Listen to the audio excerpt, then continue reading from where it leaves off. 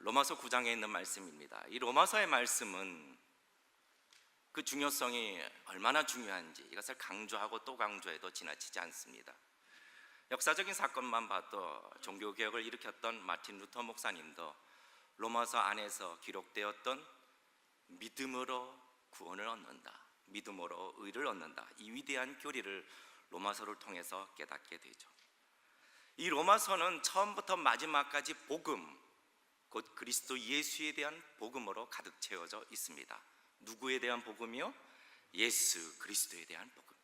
아무리 복음이라고 얘기해도 그 안에 예수님의 이름이 빠져 있다라면 그것은 결코 참된 복음이 아닌 것이죠.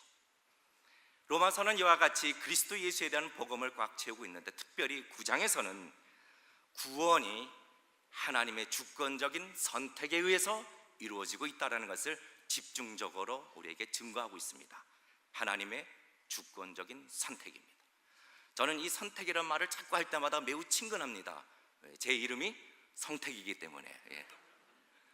하나님의 주권적인 선택. 구약의 사건들을 통해서 하나님께서는 에서가 아닌 야곱을 선택하셨고 이스마엘이 아닌 이삭을 선택하셔서 당신의 백성을 이루셨던 것처럼 구원은 하나님의 주권적인 선택에 의해서 이루어지고 있다는 것을 로마서 9장에서는 반복해서 강조하고 있습니다. 그런데 하나님의 이 선택이 단지 구원에만 해당되는 일이 아니라는 것을 아울러 9장에서 강조하고 있는 것인데, 하나님이 당신의 뜻을 이루시는 방법이 바로 선택을 통하여 이루어지고 있다는 겁니다. 무엇을 이루는 방법이요? 하나님의 뜻입니다. 하나님의 뜻. 우리 한번 9장 11절 말씀 읽어볼까요? 9장 11절 말씀. 자, 9장 11절 말씀 우리 다 같이 한번 봉독하시겠습니다. 시작. 그 자식들이 아직 나지도 아니하고 무슨 선이나 악을 행하지 아니한 때에 택하심을 따라 되는 하나님의 뭐가요? 뜻이. 택하심을 따라 되는 하나님의 뭐라고요? 뜻이라고. 성도님들, 저와 여러분이 예수 그리스도를 알고 주를 영접하고 이 자리에서 하나님께 예배하고 있는 것은 여러분과 제가 하나님을 선택한 것이 아니라 하나님이 저와 여러분을 선택하여 불러주신 줄 믿으시기를 축원합니다. 이것이 성경이 우리에게 증거하고 있는 내용이죠. 그런데 하나님의 택하심을 따라 되는 하나님의 뜻, 이 표현은 우리가 하나님께서 우리를 택하실 때에 우리라는 존재가 이 땅에 태어나서 우리를 택하신 것이 아니라 하나님께서 이미 당신의 뜻을 이루시기 위하여, 하나님의 계획을 이루시기 위하여 작정하신 일들이 있습니다. 이 일들을 위하여 우리를 이미 택하셨고 이 땅에 태어나도록 하셨다라는 겁니다. 이해가 되시나요? 아브라함에게 하나님께서는 자손을 번창케 하시겠다고, 하늘의 별과 수많은 모래같이 자손을 번창케 하시겠다고 약속하셨습니다. 근데 누구를 염두하고 약속하셨나요? 바로 이삭이라는 인물을 이미 염두에 두고 계신 거죠. 왜요? 아브라함에게는 이스마엘이라는 아들이 있었습니다. 그러나 그 아들은 이미 태어났지만 하나님은 아니다, 이가 아니다라고 얘기하신 거죠. 왜요? 하나님이 이미 준비해 두신 누가 있다라고요? 이삭이 있었다라는 거죠. 이삭을 언제 이 땅에 딱 태어나게 했나요? 아브라함이 100세 되던 때에, 그때 정확하게 하나님의 뜻을 이루시기 위하여 이미 택하신 이삭을 이 땅에 태어나도록 하셨다라는 겁니다. 이해가 되십니까? 그러므로 저와 여러분이 이 땅에 태어난 것은요, 우리가 무슨 실수로 해서 태어난 것도 아니고 잘못된 시대에 태어난 것도 아니고 잘못된 장소에 태어난 것이 아니라 하나님께서 작정하신 때에 이미 우리를 아시고 이때에 태어나도록 하셨다라는 겁니다. 왜요? 하나님의 무엇을 이루시기 위하여? 뜻을 이루시기 위하여라는 거죠. 이것이 우리 인생에게 어떤 의미를 줍니까? 여러분, 우리의 인생은 아직 몰라요. 어떻게 흘러갈지 모릅니다. 그러나 중요한 것은 분명히 하나님의 계획과 하나님의 뜻에 의하여 우리의 삶이 놀랍게 진행되고 있다는 것을 우리는 믿을 수 있다는 거죠. 왜요? 우리를 택하심으로 이루어지는 하나님의 뭐라고요? 하나님의 뜻이기 때문입니다. 우리의 삶을 그러므로 우리는 매우 소중하게 생각하여야 하는 것입니다. 성도님들, 비록 여러분의 삶이 지금은 암흑과 같고 매우 실패자와 같고 보잘것없을지라도 저와 여러분의 삶을 기대하시기를 주님의 이름으로 축원합니다.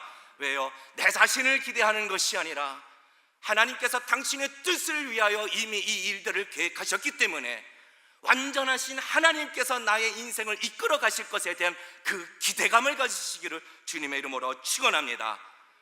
나의 길 누가 할 수 있나요? 여러분은 여러분의 앞길을 알 수 있습니까? 아니요, 아무도 모릅니다. 나의 길은 오직 나의 주 되신 하나님만 아시는 줄 믿으시기를 주님의 이름으로 축원합니다. 나의 길 오직 주가 아시나니 나를 단련하신 후에 내가 정금같이 나오리라. 박자가 좀 정확했나요, 지휘자님? 네. 아니 뭐 제가 박수로 들으는 건 아니고 나의 길 나는 할 수 없습니다. 두렵습니다. 걱정이 많습니다. 지금 실패자와 같습니다. 그러나 아니요, 하나님이 이미 나를 택하여 이 땅에 태어나게 하셨기 때문에 우리의 인생은 여기서 끝나는 것이 아니라 하나님의 뜻을 이루는데 우리는 분명히 쓰임 받는다. 그러므로 나의 길은 내가 하는 것이 아니라 누가 하신다고요? 하나님께서 하시는 줄 믿으시기를 주님의 이름으로 축원합니다. 그래서 내 삶을 소중하게 여겨야 된다는 거예요. 자, 그런데 오늘 이 9장에 하나님의 선택과 더불어 매우 중요한 단어가 나오는데 그것은 바로 긍휼입니다. 뭐라고요? 긍휼. 성도님들, 저도 하나님의 긍휼하심이 얼마나 필요한지 날마다 하나님의 긍휼하심이 필요합니다. 보기에 그렇지 않은 것처럼 믿겨지십니다. 그렇다 하더라도 저도 날마다 하나님의 긍휼하심이 필요하고 이 나라도 하나님의 긍휼하심이 필요하며 여러분도 하나님이 긍휼하심이 필요한 줄 저는 알고 있습니다. 여러분 다 같이 우리 한번 15절 16절 말씀, 9장 15절 16절 말씀 우리 한번 봉독할까요? 자, 15절 16절 같이 읽겠습니다. 시작. 모세에게 이르시되 내가 긍휼히 여길 자를 긍휼히 여기고 불쌍히 여길 자를 불쌍히 여기리라 하셨으니 그런즉 원하는 자로 말미암음도 아니요 다듬막질하는 자도 말미암도 아니요 오직 긍휼히 여기시는 하나님으로 말미암음이니라. 아멘. 긍휼이라고 하면은 여러 가지 일화가 많습니다. 그 중에 가장 유명한 일화가 있는데 나폴레옹과 어느 한 병사의 어머니에 대한 일화입니다. 나폴레옹에게 한 병사의 어머니가 찾아와서 간청을 합니다. 사령관님, 제 자식이 지금 너무나도 중한 죄를 지어서 사형을 받아야 되는 상황입니다. 사형을 면하게 해 주십시오. 그러자 그 나폴레옹의 그 어머니에게 이렇게 말을 합니다. 당신 아들의 죄가 너무나도 크니 저는 법대로 할 뿐입니다. 이렇게 말을 합니다. 그러자 그 어머니가 사령관님께 이렇게 얘기합니다. 사령관님, 저는 법을 말하는 것이 아니라 긍휼을 원하고 있는 것입니다. 그러자 나폴레옹이 이렇게 얘기합니다. 당신의 자식은 그런 긍휼을 받을 자격도 없습니다. 그러자 그 어머니가 네, 잘 압니다, 사령관님. 그래서 제가 부탁을 드리는 겁니다. 자격이 없는 줄 압니다. 그러나 자격이 없는 자에게 긍휼을 베풀어 달라고 부탁하고 있는 것이 아니겠습니까? 만약에 자격이 있다라면 제가 사령관님께 긍휼을 베풀어 달라고 말하고 있겠습니까? 여기에 감동을 받은 나폴레옹이 그 아들을 사면해 줬다라는 일화가 있습니다. 여러분, 긍휼이라는 것은요, 자격이 없는 자에게 주시는 하나님의 은혜를 우리에게 말하고 있는 것입니다. 긍휼은 하나님의 고유한 특성인 속성들 가운데 매우 중요한 속성 중에 하나입니다. 자, 잠시 우리가 하나님에 대한 속성에 대한 얘기를 좀 나누고자 합니다. 하나님의 속성은 크게 두 가지로 나눠집니다. 몇 가지로요? 두 가지. 그 한 가지는 오직 하나님께만 속하는 속성이 있습니다. 그러니까 인간은 가질 수 없고 오직 하나님만 가질 수 있는 비공유적 속성이라 합니다. 무슨 속성이요? 비공유적 속성. 어떤 속성이 있을까요? 이런 것이 있습니다. 하나님의 영원성. 하나님은 원래부터 존재하고 계셨고 영원히 존재하시는 분입니다. 그래서 하나님의 말씀도 이 영원성을 가지고 있는 것이죠. 또 어떤 것이 비공유적 속성이 있을까요? 하나님의 불변성. 하나님은 변하시는 분이십니까? 변하지 않으시는 분이십니까? 변하지 않으시는 분이죠. 이 세상의 모든 것들은 다 변합니다. 그러나 하나님께서는 절대로 변하시는 분이 아니십니다. 그렇기 때문에 하나님이 한번 말씀하신 것도 변하나요? 안 하나요? 변하지 않는다라는 거죠. 또 하나님의 무소부재성, 그러니까 다시 말해서 하나님은 어느 곳에서나 다 계신다. 동시에 다발적으로. 저는 믿습니다. 하나님께서 오늘 이 예배 가운데 우리 가운데 임재하여 계시는 줄 믿습니다. 뿐만 아니라 선교지에서 지금 선교사님들과 함께 동행하여 주시는 줄 믿습니다. 뿐만 아니라 온 예배 초석 가운데 하나님이 동시에 함께 계시는 줄 저는 믿습니다. 왜요? 하나님이 약속하셨기 때문에 두세 사람이 내 이름으로 모인 곳에는 나도 그들 중에 없느니라 있느니라 약속하셨기 때문에 이러한 것들이 하나님만이 가질 수 있는 비공유적 속성이라고 합니다. 그러면 두 번째 속성이 무엇인가? 하나님께도 있지만 우리 인간도 가질 수 있는 속성이 있습니다. 이것을 공유적 속성이라고 합니다. 뭐라고 한다고요? 공유적 속성. 어떤 것이 있나요? 예를 들어서 자비, 사랑, 공의, 거룩함. 그래서 하나님께서는 내가 거룩하니 너희도 뭐하라고요? 거룩하라라고 하는 거죠. 왜요? 이것도 우리가 가질 수 있는 속성이기 때문에 내가 너희를 사랑한 것 같이 너희도 서로 뭐하라고요? 사랑하라라고요. 그런데 이와 같은 공유적 속성 가운데 구원과 관련하여 매우 중요한 속성이 바로 하나님의 긍휼이라는 속성입니다. 하나님의 긍휼. 에베소서 2장 4절 말씀에 긍휼에 풍성하신 하나님이, 무엇에 풍성하신 하나님이요? 긍휼에 풍성하신 하나님이 헌물로 죽은 우리를 그리스도와 함께 살리셨도다. 베드로전서 2장 10절 말씀에 너희가 전에는 백성이 아니더니 이제는 하나님의 백성이요 전에는 긍휼을 얻지 못하였더니 이제는 긍휼을 얻은 자니라. 여러분 무엇을 얻은 자이십니까? 긍휼을 얻은 자이심을 믿으시기를 주님의 이름으로 축원합니다. 느헤미야 9장 31절 말씀에 주의 긍휼이 크심으로, 주의 뭐가 크시다고요? 긍휼이 크시다라고요. 우리를 아주 멸하지 아니하시며 버리지도 아니하시며 주는 은혜로우시고 긍휼히 여기시는 하나님이십니다라고 이렇게 고백되고 있는 것이죠. 하나님이 가지시고 계시는 이 긍휼의 속성은 바로 하나님의 진노와 심판에서 우리를 구원하시는 그와 같은 은혜의 행동을 유발시켜 주시는 매우 중요한 속성입니다. 여러분, 만약에 하나님의 긍휼하심이 없다라면 여러분과 저의 삶은 어떠했을까요? 저는 상상도 하기 싫습니다. 아마 비참할 것입니다. 오늘 읽으신 본문에 모세에게 이르시되 내가 긍휼히 여길 자를 긍휼히 여기고 불쌍히 여길 자를 불쌍히 여기리라 하셨습니다. 우리가 이 말씀을 좀 더 잘 이해하기 위해서는 모세에게 하신 이 말씀의 배경을 좀 봐야 됩니다. 이게 출애굽기 33장에 기록되어 있는 말씀입니다. 지금도 보시면 어떤 분은 또 조시는 분도 계실 거예요. 저는 그 조시는 분을 볼 때마다 마음에 확신이 듭니다. 하나님이 긍휼하셔서 피곤한 자에게 잠을 주시려고 하는구나. 저는 이런 확신을 가지고 설교를 꿋하게 합니다.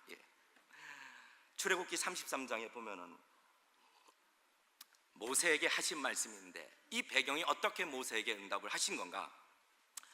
잘 아시다시피 출애굽 사건, 하나님이 이스라엘 백성에게 약속을 하시죠. 애굽에 종살이 할 때 무엇을 약속하십니까? 꿀과 젖이 흐르는 땅으로 인도하시겠다라고 약속을 하십니다. 그리고 약속하셨을 뿐만 아니라 이것을 실행에 옮기시죠. 모세라는 인물을 통해서 곧 실행에 옮기십니다. 이것만 봐도 하나님은 약속으로 그치시는 분이 아니라 반드시 행하시는 분이심을 믿으시기를 주님의 이름으로 축원합니다. 여러분 마음 가운데 혹시 하나님의 약속의 말씀을 받으셨습니까? 믿고 기다리십시오. 하나님은 반드시 행하시는 분이십니다. 자, 그런데 그때 이게 순탄하지가 않네요. 바로의 마음이 강팍한 겁니다. 자, 로마서 9장 18절 말씀 한번 볼까요? 18절 말씀.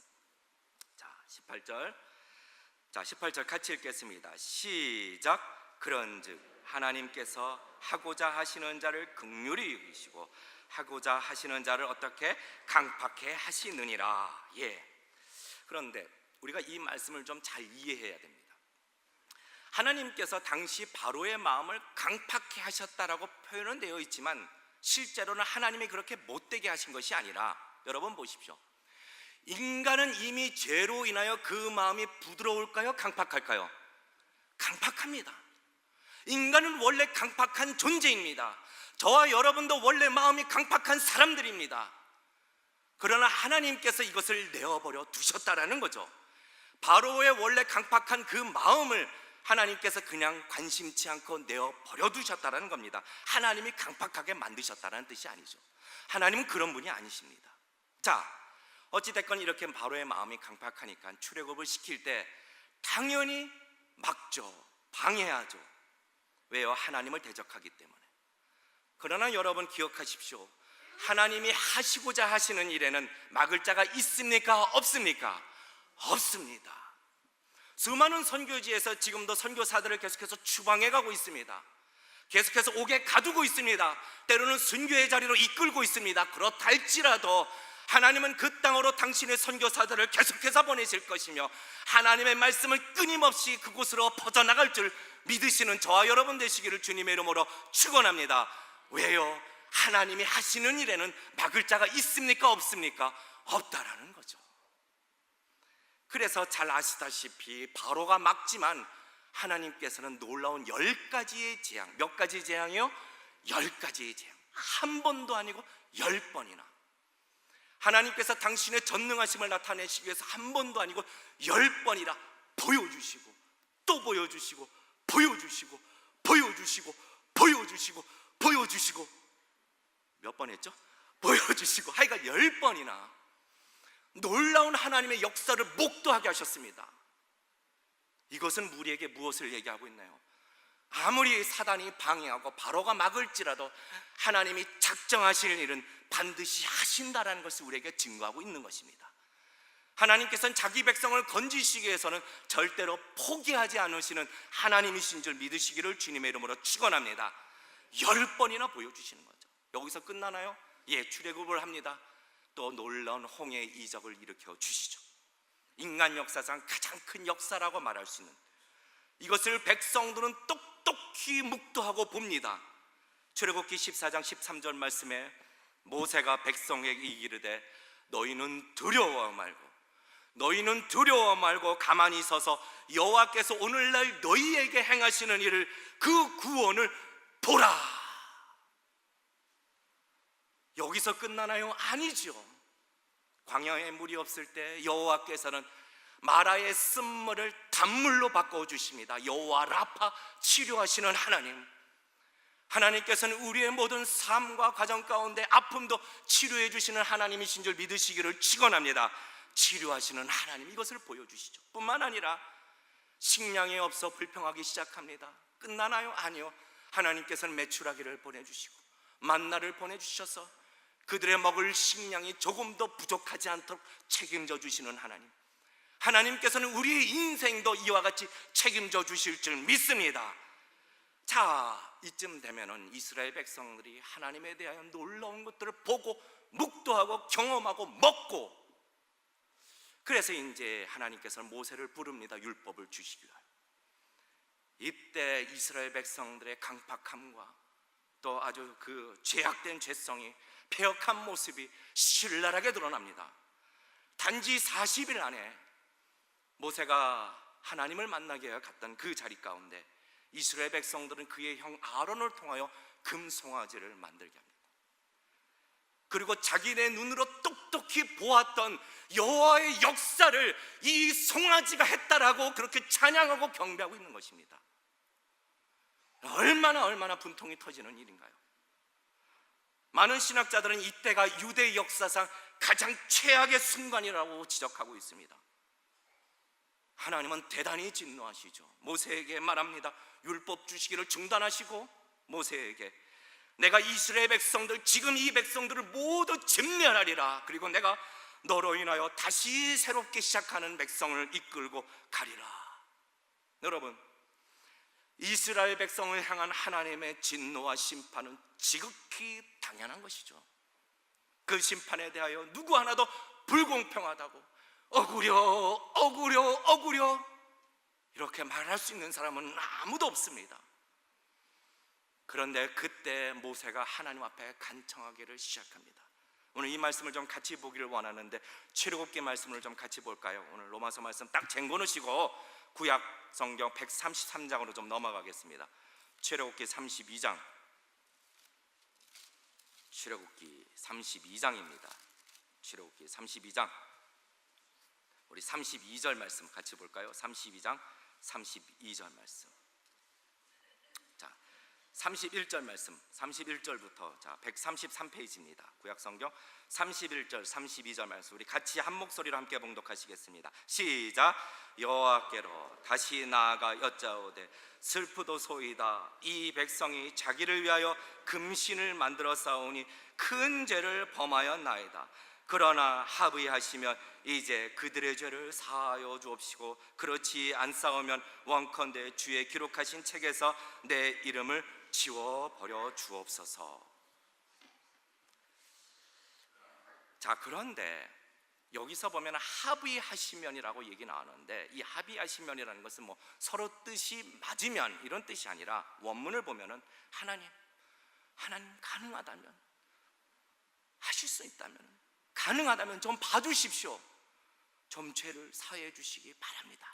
이와 같은 뜻입니다. 여러분, 죄를 사하여 주시는 문제는 우리의 의지가 있는 것도 아니라 오직 하나님께 그 권세가 있는 줄 믿으시기를 주님의 이름으로 축원합니다. 죄를 사하는 능력은 오직 하나님께만 있다는 거죠. 그러므로 우리의 삶 가운데, 여러분과 제 가운데 어떤 죄가 있어서 우리의 삶을 짓누르거나 우리의 마음을 짓누른다 할지라도 여러분, 하나님 앞에 나오시기를 주님의 이름으로 축원합니다. 무거운 짐진 자들아 다 내게로 오라. 내가 너희를 쉬게 하리라. 하나님께서 우리를 자유케 하여 주실 줄 믿습니다. 그리고 여기 보면 혹자는 모세가 자기 이름을 생명책에서 지워달라고 했기 때문에 하나님이 용서해 주신 것이다. 여러분, 이것도 잘못된 생각이에요. 모세도 역시 죄인일 뿐입니다. 하나님으로부터 죄 사함을 받아야 할 존재일 뿐입니다. 그래서 출애굽기 33장 13절 말씀 보면은 모세가 이렇게 말합니다. 나도 주의 은총을 입게 해달라고, 나와 주의 백성이 은총을 입게 해달라고 구하는 거죠. 모세도 은총이 필요한 존재일 뿐입니다. 중재자는 오로지 한 분, 예수 그리스도만이 우리의 중재자가 되시는 자임을 우리는 믿어야 할 것입니다. 자, 그런데 그렇다면 하나님께서 왜 이스라엘 백성들을 용서하셨는가?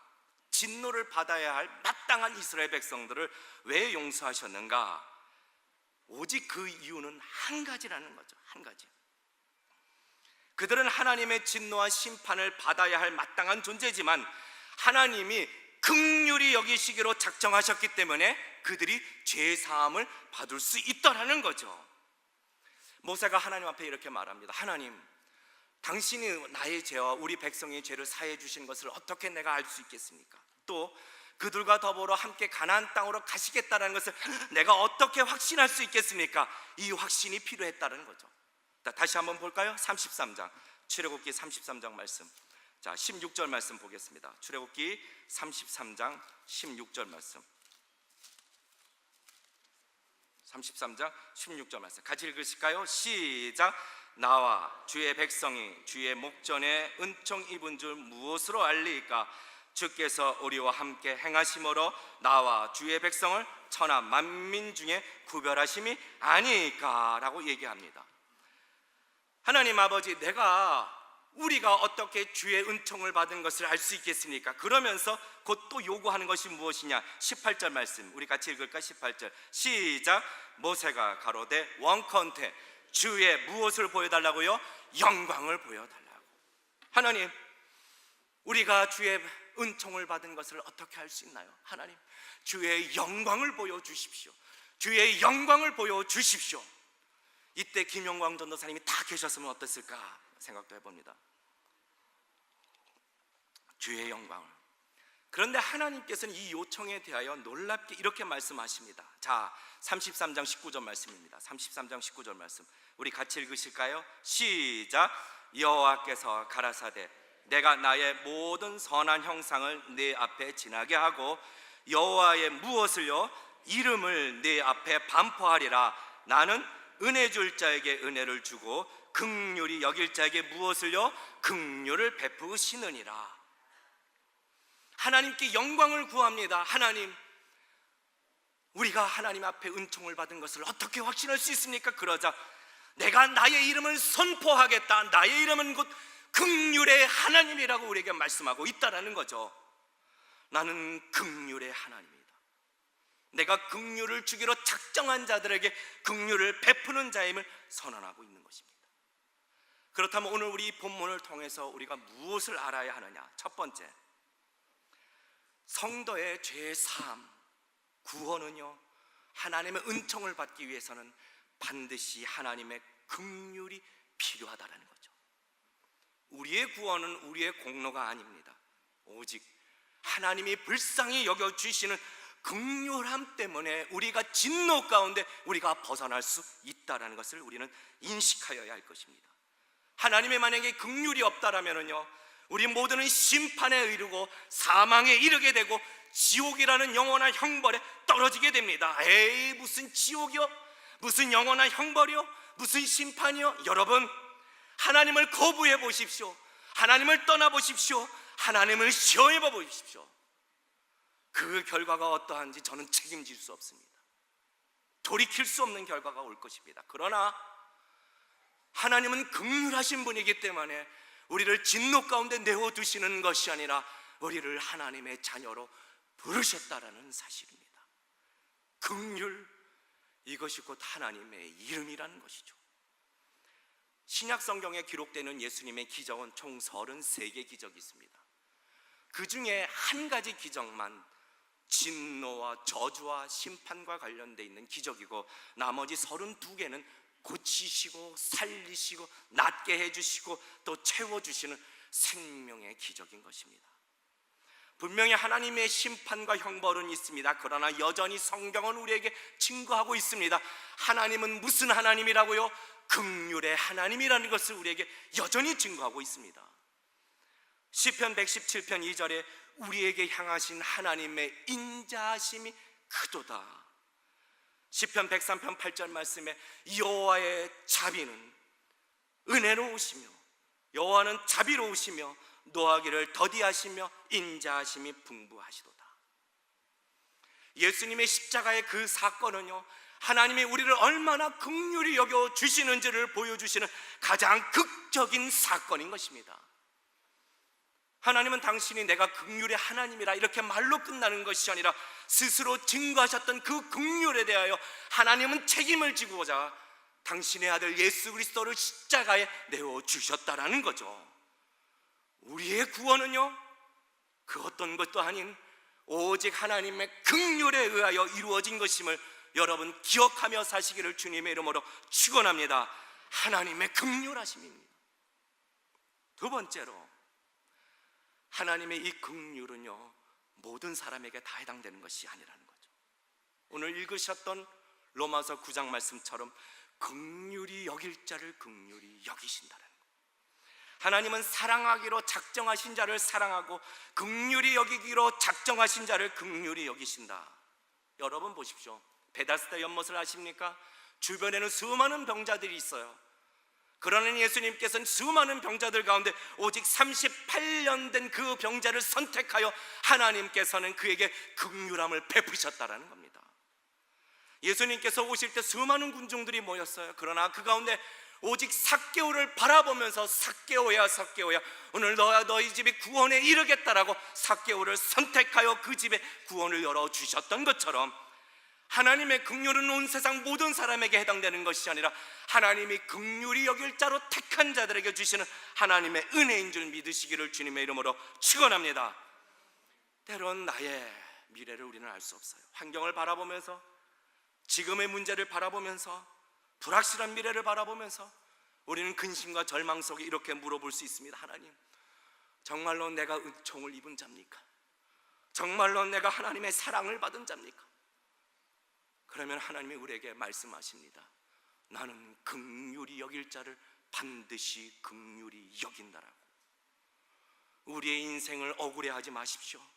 우리의 인생이 실패자라고 주저앉지 마십시오. 우리는 이미 하나님의 무엇을 얻은 자라고요? 긍휼을 얻은 자임을 믿으시기를 주님의 이름으로 축원합니다. 사람에게 긍휼을 얻은 것이 아니라 하늘과 땅의 모든 권세를 가지신 우리 여호와 하나님, 온 우주 만물을 창조하신 그 여호와께서 우리를 긍휼히 여겨 주신다라는 거죠. 우리는 실패자가 아니라 하나님의 긍휼함을 입은 성공의 인생을 걷는 자들임을 믿으시기를 주님의 이름으로 축원합니다. 마지막으로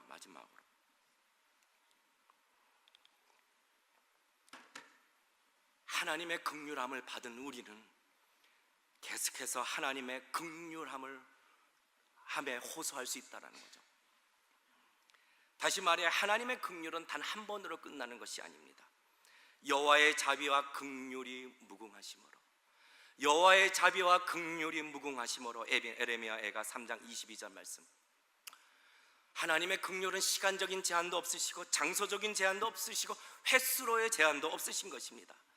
우리는 이미 구원을 얻었지만 계속해서 여전히 하나님의 긍휼을 구할 수 있습니다. 왜요? 하나님이 이미 우리에게 작정하셨기 때문에, 내가 긍휼히 여길 자로 작정하셨기 때문입니다. 그래서 시편 기자도 끊임없이 자기의 위기와 절망 속에서 하나님의 긍휼을 구하고 있는 거죠. 여호와여, 여호와여, 우리를 긍휼히 여기소서. 우리를 긍휼히 여기소서. 심한 멸시가 우리에게 넘치나이다. 여호와여, 나를 긍휼히 여기소서. 나를 긍휼히 여기소서. 내 영혼이 주께로 피하되 주의 날개 그늘 아래에서 이 재앙이 지나가기를 나는 피하리이다. 왜 이 기도를 기독교하여 우리에게 전해주시나요? 여러분, 우리의 기도 가운데 가장 강력한 기도는 하나님 긍휼히 여겨 주십시오. 하나님 긍휼히 여겨 주십시오. 우리는 두 개의 기도를 기억합니다. 바리새인의 기도와 세리의 기도. 하나님, 나는 11조도 다 했고 나는 율법도 다 지켰고 나의 의를 자랑하면서 기도했던 바리새인과 아울러 하나님, 나는 죄인입니다, 나를 불쌍히 여겨달라고 했던 세리의 기도 중에 예수님께서는 어느 기도를 더 기뻐하셨나요? 성도님들, 하나님의 긍휼은 부족함이 없는 줄 믿으시기를 축원합니다. 지금도 하나님 앞에 긍휼을 베풀어 달라고 하실 때 하나님께서는 약속하신 넘치는 긍휼을 우리에게 주시는 줄 믿으시기를 축원합니다. 우리는 지금도 하나님의 긍휼이 필요한 자들입니다. 이 나라도 하느님의 긍휼이 필요합니다. 하나님, 나를 긍휼히 여겨 주시옵소서. 하나님, 이 나라를 긍휼히 여겨 주시옵소서. 나의 가정을 긍휼히 여겨 주시고 나의 자녀들을 긍휼히 여겨 주시옵소서. 말씀을 맺습니다. 우리는 하나님의 공의와 심판 뿌린 대로 거두시는 하나님을 우리는 기억하고 인지해야 합니다. 그러나 그럼에도 불구하고 자격 없는 자에게 용서해 주시고 자격 없는 자를 사랑해 주시고 자격 없는 자를 돌아봐 주시고 자격 없는 자를 죽음 가운데 건져 주셨던 하나님의 긍휼함이야말로 우리 성도가 이 땅을 살아갈 때 붙들어야 할 하나님의 위대한 속성임을 기억하시기를 주님의 이름으로 축원합니다. 매 순간마다 하나님의 긍휼하심을 구하십시오. 넘치시는 하나님의 긍휼하심으로 우리에게 응답하여 주실 것이며 우리의 삶을 인도해 주실 줄 우리는 믿습니다. 긍휼하심을 믿고 살아갈 때 이 나그네 된 삶 속에서 우리는 큰 위로를 받으실 것이고 우리는 두려워하지 않게 될 것이며 우리의 근심과 걱정은 떠나가게 될 것이며 우리는 그 긍휼함을 통하여 이 땅의 삶을 승리하는 삶으로 살게 될 줄 믿습니다. 긍휼함을 통하여 하나님의 뜻하시는 택하신 그 뜻을 이루시며 사시는 복된 인생들이 다 되시기를 주님의 이름으로 축원합니다.